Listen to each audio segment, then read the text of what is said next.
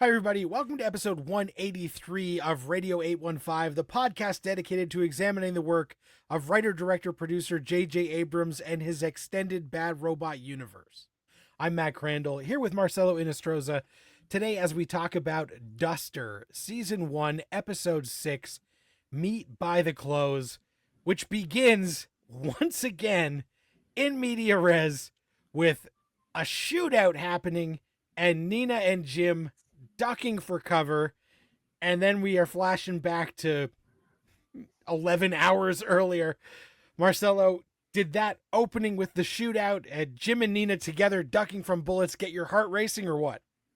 Yeah, I really love this episode. I really love the start of this episode because for weeks now I have been begging for the show to put Nina and Jim together, but because of the conceit of the show, for obvious reasons, that didn't happen. And I just love the way that this episode sort of set the table for what was about to go down in in in the hour ahead for this episode. It was just a great opening. Yeah, I thought it was pretty good. Immediately after this, we get, the main credits, and then the first scene that we get is Jim and Nina in the fucking parking garage, and I'm like, okay, this is the stuff I thought that we were going to be able to get away from, because now they have a reason to be together outside of the parking garage now that Nina is the interpreter for Sax and is going to go with them to the big Russian meet. But that doesn't sort of happen immediately. They have their parking garage meeting where he expresses his concern for her being on this mission. And from there, one of the main things that we're going to deal with in this episode, we go to the trucker protest with Izzy, and of course, the guy who like is the union chief is like, "Oh, you guys got to shut this down," and she's like, "We aren't shutting nothing down." He's like, "The boss ain't gonna like this," and of course, we're like, "Uh oh, we're gonna know who the boss is." Um, and then Izzy goes on TV and gives an interview with her name, and Luna is in the thing. Jumping a little bit ahead, but kind of getting this plot. This plot is the least interesting plot to me. So I think to just kind of get through it quickly now. So then she goes on TV and says like, hell no, we won't go. The big bosses have to cater to us. Women need support, which, good cause, but not not recognizing that, you know, Jim's mobster boss is the guy who's going to be the one cracking skulls because his trucking company needs to operate for his business to go on. And so we do see, the big guy with the mustache says like, I got to call Sax. And of course, Sax is just like, get rid of this woman. We got to get this out. Are you surprised that Izzy works for a trucking company that is under Sax? Are you surprised that Sax doesn't identify her as Jim's baby mama when he sees the interview on TV? Because the way that Jim is like a son to him, that kind of stretched credulity to me a little bit in this episode. Yeah, that really was a sort of like huh moment because I would assume that someone like Sax who treats Jimmy as family would know who his baby mama is.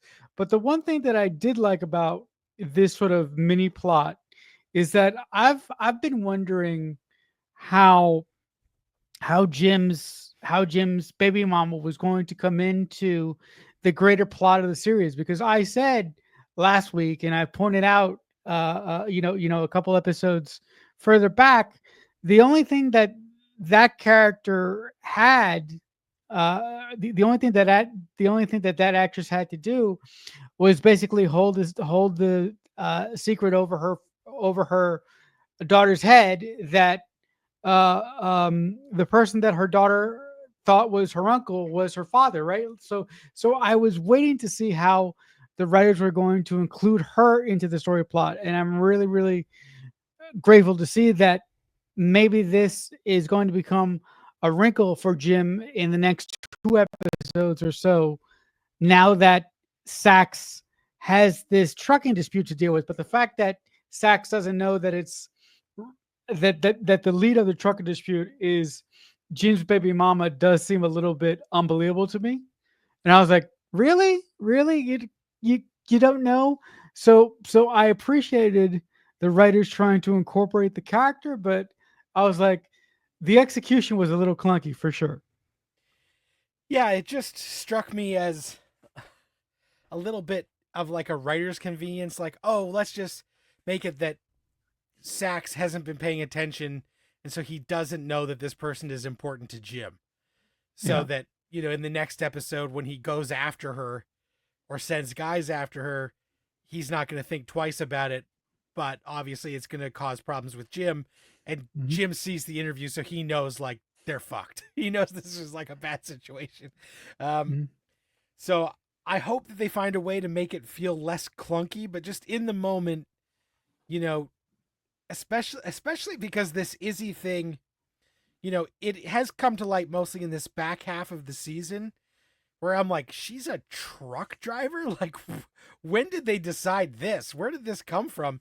But maybe that's part of like how her and Jim know each other, like, Yeah. some sort of driver circuit. Like, I don't know. No, but the thing is, if they wanted to give Izzy the truck driver thing, they should have in previous episodes shown her driving the truck and actually doing the job that the writers gave her. I mean, that would have been an interesting way to do it. Like if she drove the trucks and if she knew that she worked for Saxon, but she still wanted equal pay, like that could have gave an interesting story arc for the actor who plays the character to to be conflicted with herself, right? Hmm. Right? She wants she wants equal rights for the people that work for her for women like herself. But if she does this, she's going to piss off Saxon, which in turn would blow back on Jim. And if she gets fired, how is she going to provide for her kid? Yeah. Like So I think like they've glossed over a lot of right this right stuff, and they could have right just made it feel a little bit more organic if we had right laid some better groundwork, I feel like. Um, right Now that being said, I would probably have been complaining if we were spending like a ton of time with no Jim's baby mama rather than with Jim and Nina earlier in the season. So I get mhm, why they didn't, but it's kind of like a lose-lose proposition almost because right. it just feels so shoehorned at this point. No, but Um, I mean, no, but I from my point of view, I would be asking for the moon. I'm talking like maybe one or two scenes every couple episodes, right? Right. yeah, I'm not asking for the moon. It's just right. it's just uh uh uh, uh a reason to make her character more believable because she says she's a trucker, but we've only seen her climb into her truck like maybe once the whole series or twice the whole series, and that's it. We don't Right. actually see her doing her job. Yeah. Yeah, so I think we'll have to see how they take this plot line. Hopefully they can make it satisfying Right, and not feel like they're kind of hamstrung by having to do this. Um, right. from there, we basically get a scene of convenience that sets up something for later. So like this is immediately when this scene happens, I'm like, oh, this is Chekhov's "you are now allergic to alcohol" scene because Royce is like hanging out in his room, kind of giving himself a pump up, uh, doing his mantra, and I guess like the maid or somebody is like, hey, remember, ever since your heart surgery, you can't drink alcohol; it'll fuck you up. And then his dad comes in and catches him doing the mantra and is like, what are you doing? Because Royce has been all over the place since his surgery, and Sax is like, what is this? And he's like, no, Dad, it's nothing weird. Like, I just, I like to look good and I like to give myself Yeah. some affirmations. Um, how are you feeling? Did you immediately go like, okay, well, we didn't need to know that information unless he was going to drink alcohol and have it be a big fucking problem? I listen. We we didn't need to know that information, but I thought that it was a rather interesting. I thought I thought it was a setup for what happened in the warehouse. I absolutely did. But the other part of me was going, wait a minute. What if this lovable sort of idiot, sort of deer in the headlights guy or character, Sax's son, because he's self-conscious, because he has a heart problem, and because he seems to think very, very highly of himself, more than he actually is. So what if he gets the dumb idea of betraying his father at some point? Right. This whole bumbling idiot, all woes me thing is cool and it is funny, but I don't know if his character ultimately is going to come off to a satisfying conclusion. I mean, he just might be the unwilling victim in when it comes to the end game of the story, because this episode had a lot of, oh, maybe maybe they're setting up a potential fling with Nina, because when they first meet, he kind of likes her, and kind of falls all over himself, um to get to know her. It's embarrassing. He's kind of giving off big incel energy, and like Yes. Nina's like, this guy's kind of a loser, and he is like, Thank- taken by her, but obviously like it's like he goes from 0 to 100, like a guy who yeah, hasn't had very many opportunities, and it's like, he okay, has no filter. relax, pump the brakes. And the only thing I just wish is, like I said, this alcohol thing. Obviously, we know it's going to come back the second it happens. This is another instance where, like, I wish that the writers had maybe last episode. Let's have a scene where Royce accidentally gets drunk on his new meds and just at home in a low stakes situation finds out that it fucks him up. Mm. And then in this episode, we would know, like, this guy can't drink. And if somebody brought it up like the person cleaning his room in this scene does, it would feel motivated by last episode when he drank and got all fucked. Instead of this, where it just feels like, oh, well, we need this information so that in 30 minutes, when shit goes sideways because this guy has to take a drink at the meeting, that we know what it's about. And it also drove me crazy, not to Yeah. get too far ahead, when he gets the shot, just fucking throw it over your shoulder and pretend like you did it. Nobody would have known. Nobody's Yeah. watching that closely, but by being like, I can't drink this, it was like a big red flag.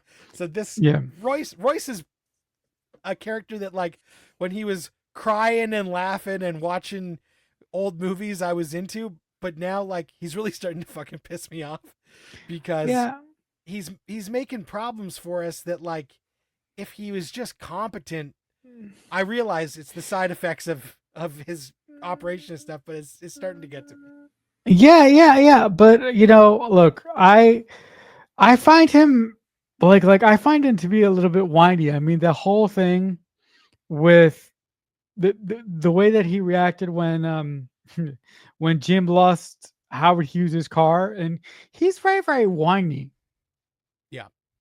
So look. Not to double down on my point, but I don't think that the writers thought about this. But if they have set up him to be totally incompetent from the outset, and then it in the last episodes here that we have coming up very, very shortly, if he does a whole 180, which is drastically impossible, it could happen, uh then I'll forgive it. But he is but to your point, Matt, he is very, very extremely whiny. Yeah, so far that's definitely how he's coming off. Um Yeah. Next scene is Nina back at the office, and she realizes immediately people have rifled through her shit. And she starts to realize that, you know, the jackasses in the office are digging deeper into her, They're going through her desk. They're looking for something. She doesn't know what they want, but her and Erwan kind of have a quick talk, and the lobby girl or whoever, and she says like, "Who did this? Who went through?" And they can't figure out immediately, but very shortly it is revealed as the guy that we know as like the king piece of shit in Right. the office, who's just not subtle at all in his dealings. Like No. for Nina to notice right away, yes, Nina is supposed to be very smart, so that's like a good point. But this guy's such a dumbass that like again it it is the time period where like maybe dumbasses were in the FBI, and without the internet they weren't outed as being incompetent fools. Um, but that guy drove me crazy the rest of this episode. So this scene I'm just like mildly annoyed by him, but like later I just want to kill this guy because he sucks. Yeah, I mean, look, I really thought that this guy, for being complicit in the greater in the greater plot line of this, first season, I thought that this guy would have been smarter, but he's a fucking idiot. He is so like he's such a fucking asshole. Like there's a point in this episode where Nina has the opportunity to throw this guy to the wolves. And the fact that she doesn't do that really, really, really fucking pissed me off. And it really, really, it really, really disappointed me because the only thing that this guy has done is to be an affront to Nina and her mission to get Sax. And to your point, there's a really, really good quick scene with Greg Rumberg in the FBI office where he gives Nina hotel money for where she's staying while she's pretending to be undercover so she can look good to Saxon and his crew. And I had wondered if Greg Grunberg's character was on the tick, or if he was dirty. And with that scene in particular, I kind of really think that he's a good guy. I don't think it was as complicated as you and I were possibly thinking it was earlier on in the season. I think the only fucking dipwit in the office, the only mole in the office, is unfortunately the fucking jackass that Nina has under her right now as a commanding officer. Because I don't think that Greg Rumberg is in on it. I don't think he is, partly because it's Greg Grunberg, so like they get him to be like the affable guy that we kind of like, even though he has to discipline Nina. Um, Right. but like even his superiors wasn't really in this episode very much, so like they Uh-huh. aren't really focusing on anyone else but the dipshit, which like makes sense. Especially with only 2 episodes left, like let's not get too much conspiracy stuff going on here.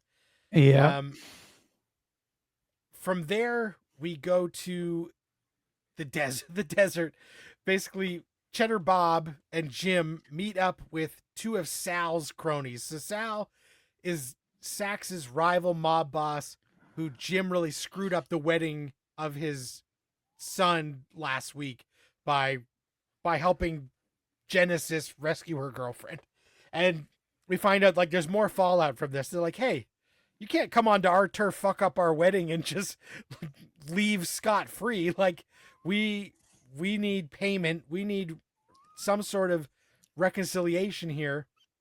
And Cheddar Bob and Jim, this scene felt very like, well, Jim felt kind of very Sawyer-esque, but it also felt like a Breaking Bad kind of scene where like you're negotiating with the people and they think that they're smarter than these guys and these guys think they're smarter than them, and everybody's just kind of stupid overall. So Mhm. like Jim and Cheddar are like, give us time. We got other stuff going on, but like we won't forget about you. And then the Russian guys or whatever, the Sal's minions are like, well, we'll follow these guys. If they got something important, let's see what they're doing, because we want in on whatever important shit they've got to do today that's more important than us. Nothing should be more important than making sure we don't kill them. Um, and so then, of course, Jim and this guy pick up a tail and don't know it. And it was really frustrating that they kind of don't know it. And also, it's revealed in this scene that there was another time where they have been working with people, and Cheddar Bob always gets suspicious of people, and he killed a guy that ended up being like just an innocent guy because he got too suspicious and paranoid because the guy was acting too calm or whatever it Hmm. was. Hmm. Um, which this scene happening right before Nina's first like undercover soul sister scene. Are you immediately like thinking like, oh great, by the end of this episode, Cheddar Bob is gonna turn on Nina? Or was that a surprise to you, even though they really started laying it on thick, I thought here. Yeah. They absolutely did. And listen to me. I thought by the end of this episode, they had to kill Cheddar Bob because there's no way in fucking hell that a guy like this who has suspicions about the people that he would work. There's no way in fucking hell that he would let Dina live if it wasn't for Sax's kid Royce, which is a scene that I thought was great. We're going to talk about it in just a few. But I really liked the scene in the desert because I think that it really gave excellent character layering to Jim. It really showed that he has the capability to be more than just a that he has the capability to be more than just a getaway driver. Look, essentially, guys, he's just trying to save his ass. We know that. But I really like the calming presence that Jim brought to the scene in a moment like Matt just said. It was a very, very Breaking Bad moment, a very, very Tuco esque moment. You know, with him saying, uh, uh, "Are you saying they don't know who they work for?" Kind of that thing. But I am looking forward to Cheddar Bob in the last remaining episodes being a foil that Jim and Nina have to contend with and have to deal with. But listen. I don't want to bring this episode down, but with 2 episodes left, I'm really, really starting to think, and this is something that I had in my head for a couple scenes. I really, so I would have loved this series if it was either just a pinch longer, or I think I'm crazy. If they made a movie out of this, because there's a lot that I don't I don't think that the episodes that we have gotten here they've been fulfilling, but they really haven't hit the spot the way that I've wanted them to. Now, uh, now, whether that's because JJ and his co-writer haven't been behind the wheel the whole time, that's up for debate. But before we continue, how do you feel with only 2 episodes left here? I'm mixed because it seems like we still got a long way to go. Um, But yeah, we have. but then also other times we feel like we're rushing through stuff. So I'm really not sure where this is going to land as we get to the end of 8. Um, Right. because even in this section here where we're finding out that, you know, Cheddar Bob gets very paranoid very easily for people who he has no reason to be suspicious of. Hmm. Did that happen with him and Joey? Right? Like it really feels like it must have.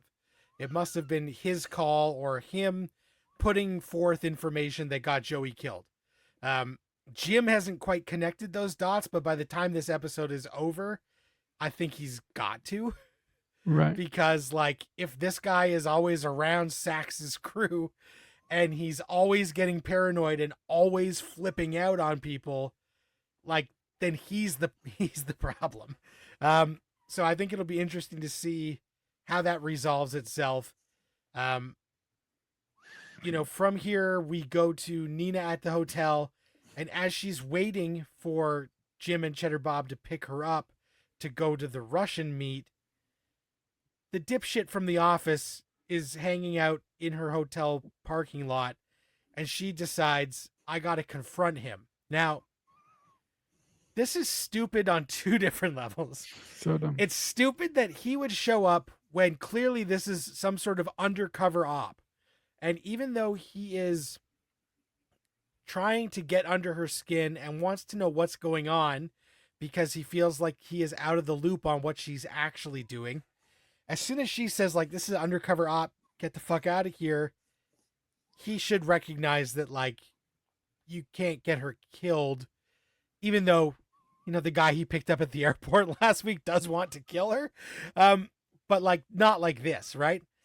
But even then, Nina going over and confronting him, like, I guess she felt that if she waited, he was going to maybe come out of his car at an inopportune time.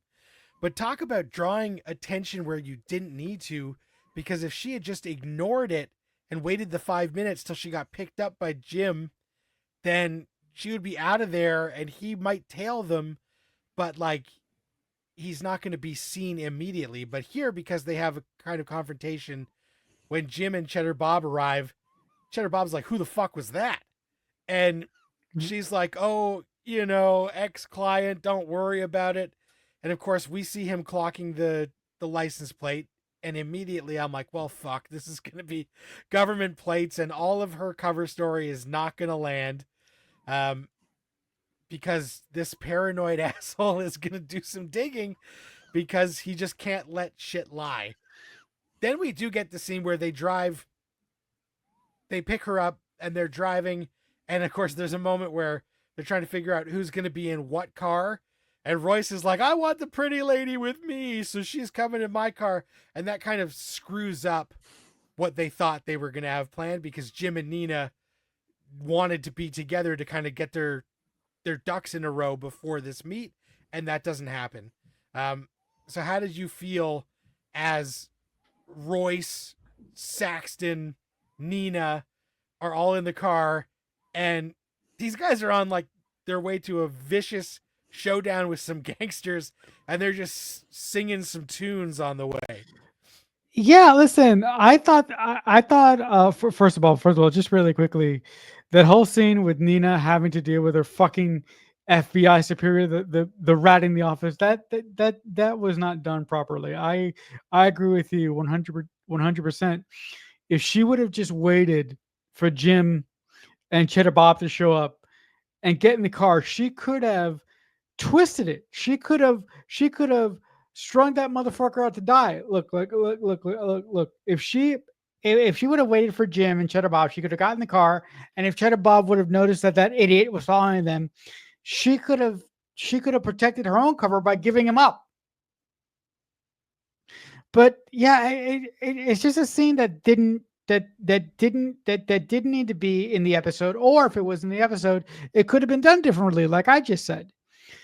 The whole scene with Nina, with Royce and Saxon and his guy in the car, and his guy in the car, that was very, very intense for me, for only one reason. The actress who plays Nina did a great job of being uncomfortable. She just did a great job of being uncomfortable, and I think that that scene and one other scene in this episode was a highlight for me. In that same regard, while that scene is going on, you have Jim and Cheddar Bob in the other car, and that's where it's brought up. Like Matt said, Cheddar Bob got somebody in Sax's crew killed previously that didn't deserve to get killed, but because Cheddar Bob is a fucking lunatic, he goes off the handle sometimes. But that's not what I want to focus on.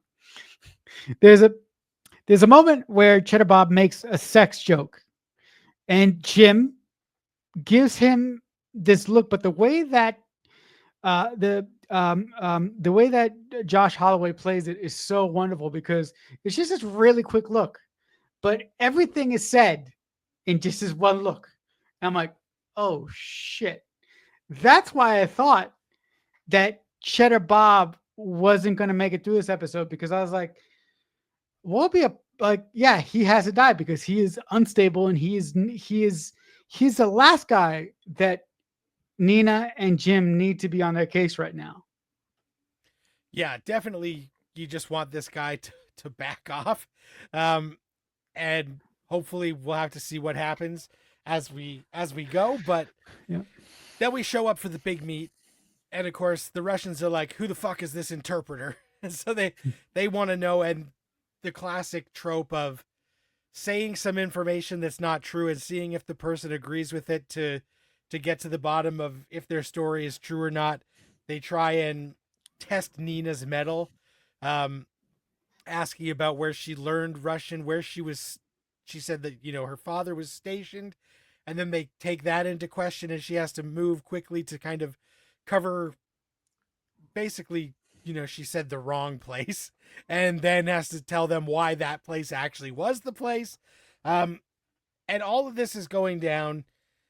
We get Sax and Royce, and as they're sitting there, the Russians are like, "Well, we always drink vodka before we do our big deals, so everybody cheers. We got to cheers the vodka." And of course, Royce won't drink it, and it becomes a big deal because they're like, "We're not going to fucking do this deal unless this guy drinks it because he seems fucked up if he doesn't drink it. It's insulting." And like, who's to know if he's not drinking it because he's a cop or he's wearing a wire or whatever. Um, so he eventually has to drink it, and we know that if he drinks on his meds, he gets fucked up. And of course, at like the most inopportune time, and of course, because it started in media res with like shootout, we know that something bad is going to happen in this warehouse. Yep. And so Royce is counting the money, and he like loses it. He's just out of it. He can't focus. And the Russians, of course, are like, "The fuck is happening here?" And so then Jim does step in and tries to smooth this over by telling a crazy story about how Royce is actually this ferocious psychopath who this behavior right now is part of his like erratic behavior. But like the last time somebody questioned him, he went ape shit and like ripped his own heart out and did all this stuff, whatever the crazy story is. And the Russians are like, "Bullshit." And then Jim points to the scar and he's like, "Look, nope, this is real." And then all the Russians are like bowing down to Royce. How did you feel as Jim navigates this minefield? Did you feel it was satisfactory the way he turned it around? Did you buy that the Russians would believe this story? I really did because what I think the writers of this episode were trying to convey to the audience is that Jim in serious points of pressure, particularly in this episode, is able to talk his way out of is able to talk his way out of tough places. First with Cheddar Bob and the two idiots that they have following them in the Breaking Bad sort of standoff from earlier, and then in this situation. But what that does from a character point of view is it makes his character seem more credible. It makes his character seem like he's on the right side. So it takes away suspicion from Jim. So when shit hits the fan, I think that because of moments, because of these two moments in this episode, I think it might be harder for Saxon to believe that somebody like Jim could betray him. Now, with that being said, that's all assuming that Sax didn't kill his brother for insert reason here. If that's indeed the case, then everything I just said is thrown out the fucking window. But I think that the writers did a really good job of showing how capable Jim is, and how he's a lot more than just a fucking getaway driver. Yeah, he is. He's able to roll with it. And like, we know that he's more than just a getaway driver. Yeah. And so we'll have to see if, Sax does sort of in the moment, like, clock, like, okay, this guy helped save the deal. Right. But like right after this is when Sax leaves and sees Jim's old flame on TV and is like, "Kill the Yeah. bitch." So I'm Yeah. like, well, how much did he really clock Jim at all if he doesn't even know that that's Jim's baby mama? Like, Yeah. I don't know. So I'm like conflicted on how this last sequence of events kind of went, because yeah, we see Jim doing good and Sax does appreciate that, but like there's no reward right away of any kind. Mm-hmm. Um and even so, basically they have the meet, goes fine. Sax and Royce are like, all right, peace out, we gotta bounce. We gotta do something else. Cheddar Bob's like, I gotta go make a phone call. And it's like, oh god damn it. What are you doing? And after that happens is when Sal's minions pop in, guns blazing, because they want whatever is in the case from this Russian deal. And so they figure, like, we'll just steal it. And so that's where the shootout actually happens, is when those two knuckleheads come in to get, the case, and there's a shootout. Jim and Nina on the same side, trying to navigate, and not get shot up. Um, and then Cheddar Bob comes in, and we feel like the day is saved at this point because they do get the upper hand on these other guys. But then when things seem like it's cooling down, uh, Cheddar Bob is like, hey, I know that this guy that this lady was talking to is a Fed or something. So, like, we should ice her right now and take her off the table. But luckily, Royce is there still. Jim is there. So they talk him out of it, right? How are you feeling in those moments where, like, now the fact that Royce was really sweet on Nina saves her life, even though she was kind of barely tolerating him? Yeah, listen, I think that gives I think that gives credence to my sort of theory that I've tried to put forward in this episode. I don't know how successful I've been. That I think that there is sort of like a romantic fling that might happen between Royce and Nina, but it's way too fucking late for that because we have 2 episodes left, and for that to happen, it should have happened earlier. But the other thing that I really found unbelievable is a person like Cheddar Bob, who is off the handle and who is not trustworthy of people. Did you really think that he was going to believe the amazing sob story that Nina gave to him to sort of save her life, and then to sort of like just make sure that and then to sort of just double down and make sure that Cheddar Bob didn't kill her? Royce had to step in, but like if you were Cheddar Bob, would you have believed Nina in the moment when she gave the story, the story of being married to the FBI agent being married to this uh, uh, individual who's who Jim and Cheddar Bob saw in the parking lot, but who is in fact the who is in fact Nina's supervisor, which we know. So, did you buy the fucking sob story that Nina told Cheddar Bob, or did you think that Cheddar Bob should have killed Nina right then and there? Because here's something: what if he would have attempted to kill Cheddar Bob in the moment, and instead of killing Nina, he killed Royce? That would have been interesting.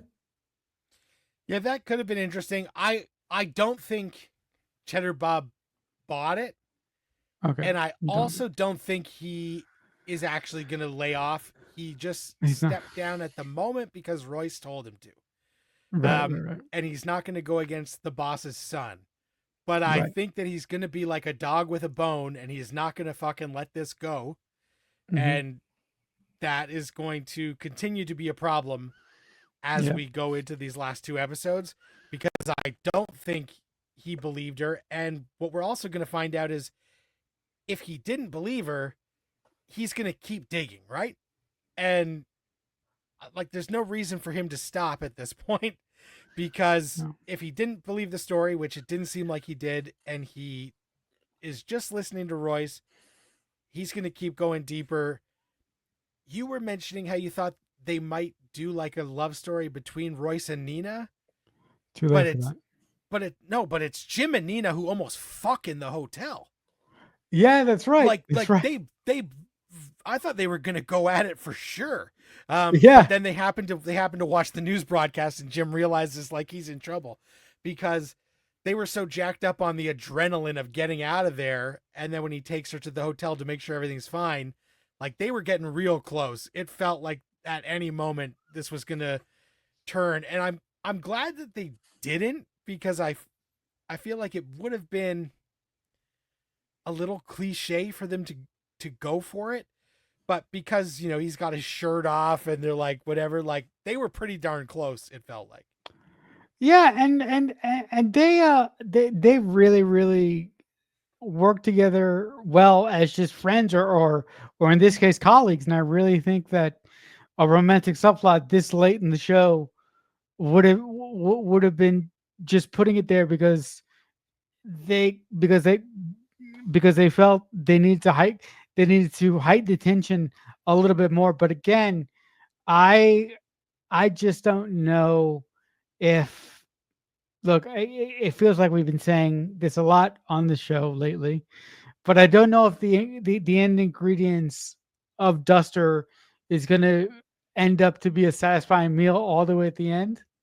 Like I feel so heartbroken to say that, but with 2 episodes left, I'm like, guys, like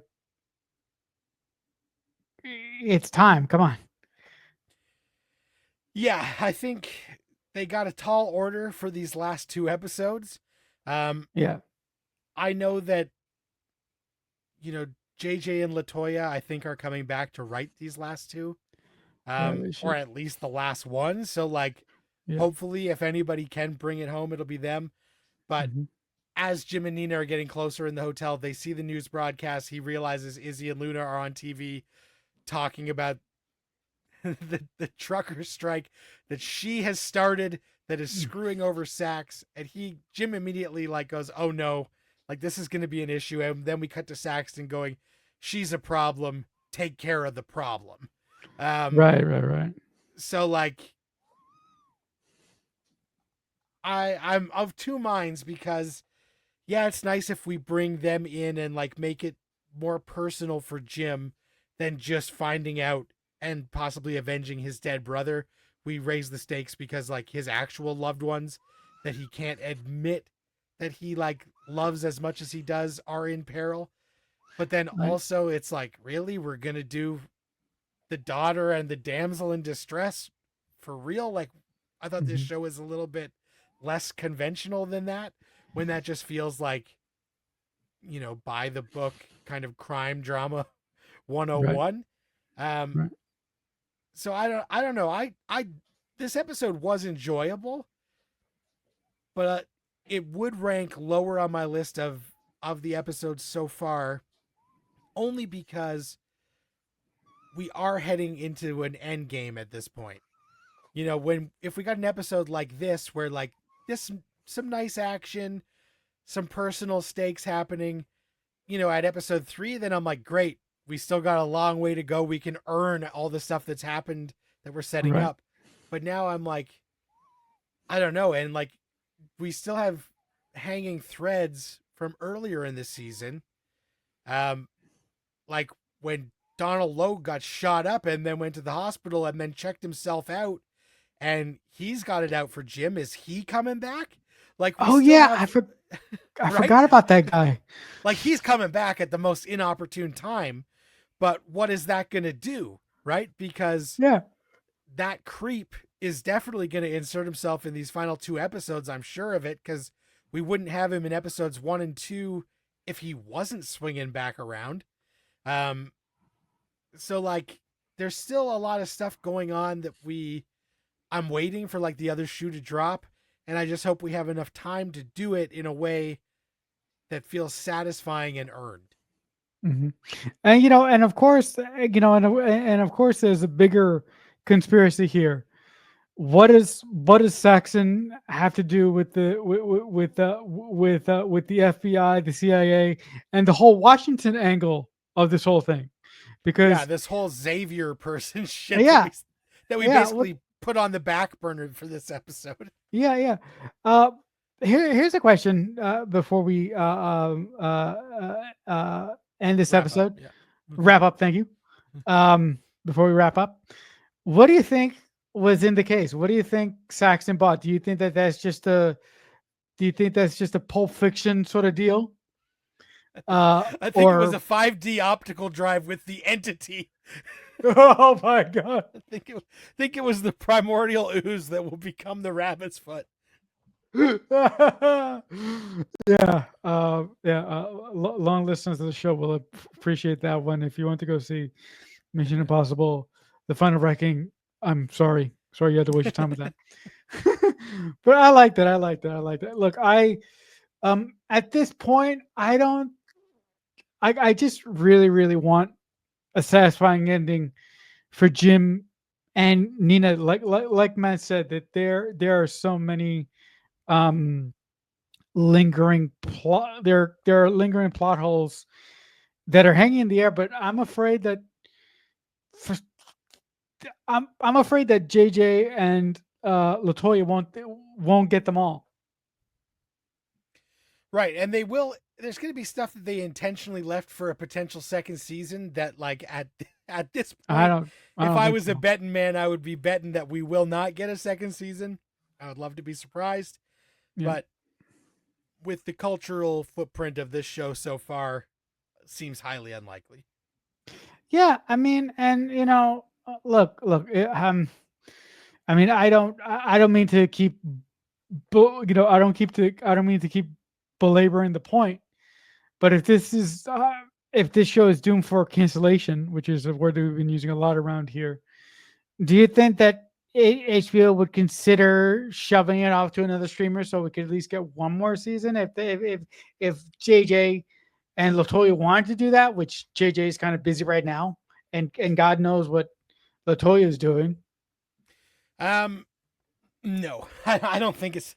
I don't think it's possible.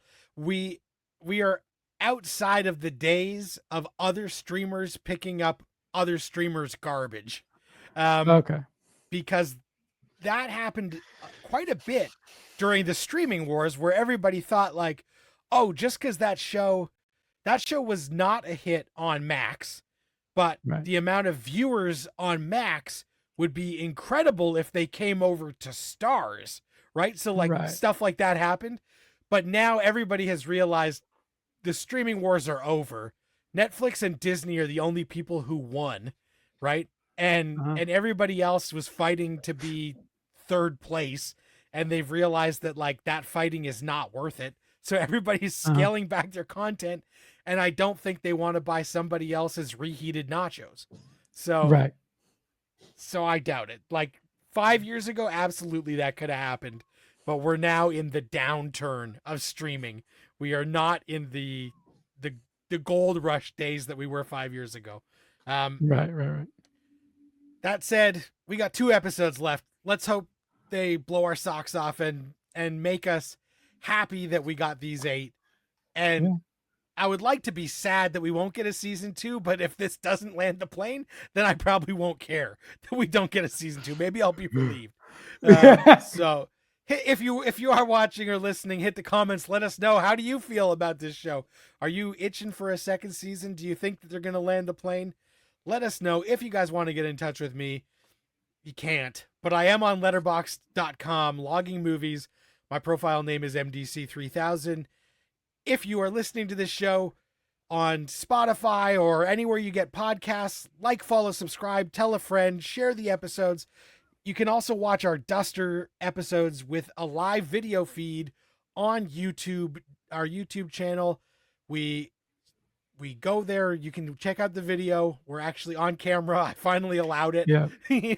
And Marcelo, you are in charge of Yeah. the YouTube and the all the extra stuff. How can people reach out to you? Let them know. Yeah, guys.